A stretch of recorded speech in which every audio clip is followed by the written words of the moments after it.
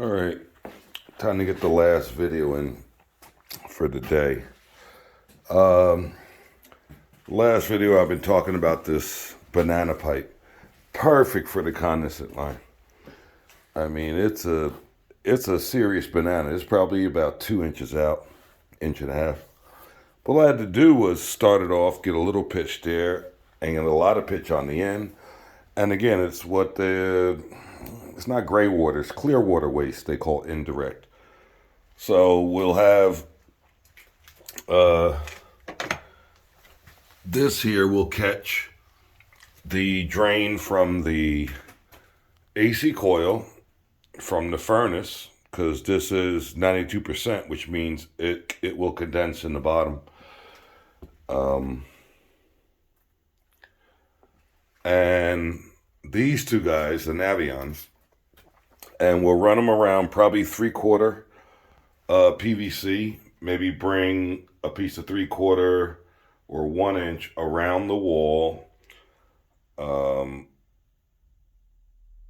and bring it down, have it indirect into this catch, and do the same thing for the coil and the furnace. And I'll put this over it so nothing falls in it in the meantime, and probably take this and make a beehive. A bee bonnet, I call it, which is slots so that if it were to clog, it's not really important, because it's not like it's a ice sink or a bar sink in a bar where you're worried about the contamination coming from the sanitary up into a sink that you're going to eat from. However, the coil is still there and it will be indirect.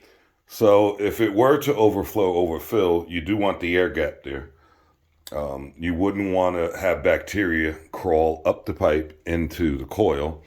And that's the whole reason for air gaps, as you know, if you read the code, why we do it.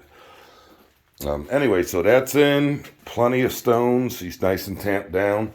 It will stay just like this for the inspector. Probably put a board over it so nobody breaks their ankle. This is done. This is the floor drain. I wanted to fill this with more stones, but if I do, it'll get higher than the trap and fall in the trap. So we'll leave it that for the inspection. We have a plug in the bottom so we could fill all these lines up.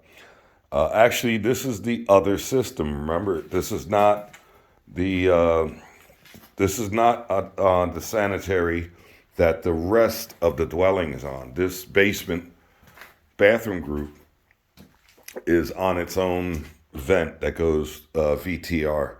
So we will be filling this up all the way to the roof, 3 floors, and figuring out a way to probably inside the ejector can, we'll stop it up there, and we'll stop it up at the sink TY.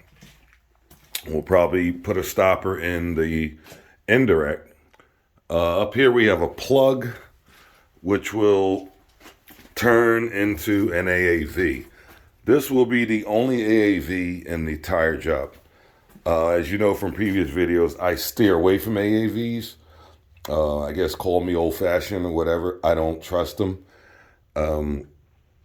Here, this line on the wall here is about 8 inches above the highest flood level rim, which would be the lavatory in the bathroom.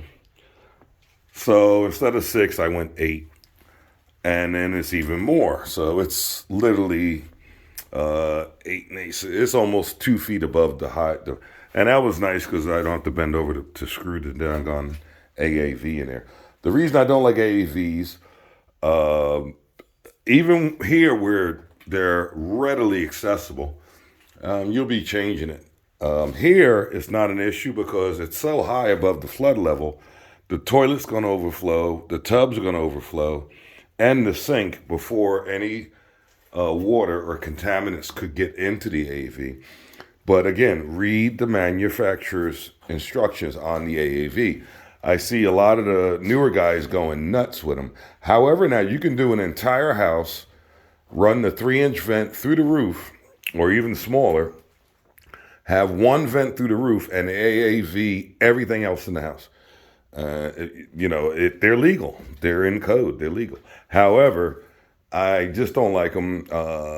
If you follow the instructions, but they are susceptible. I mean, freezing, grease, everything that would whack it is what I don't like. Especially in an open stick like this, I'd rather not use them. Where I do like them is situations like this. I can't, or I probably could, but they want, again, all these ceilings to be flat and sheetrock. So that's why you do not see any pipes. I did this before, and I'll show you again. You do not see any pipes in the ceiling here. This will be flat sheetrock. All the pipes are up.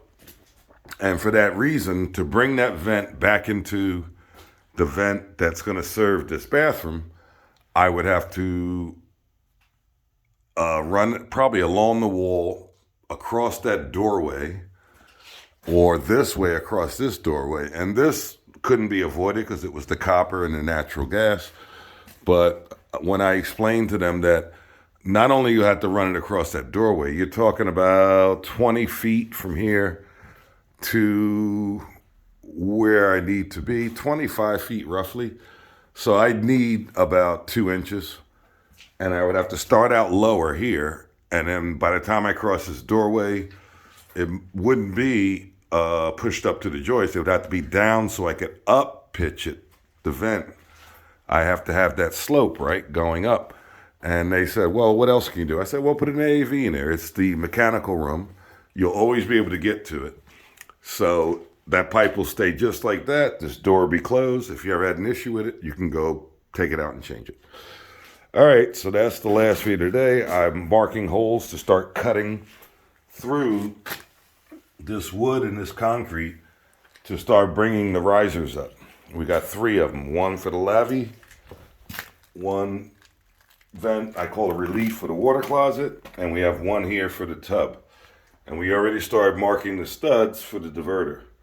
So we're going to move on this and get her done, as the saying goes. And that's about it. It was a productive day. All right, see ya.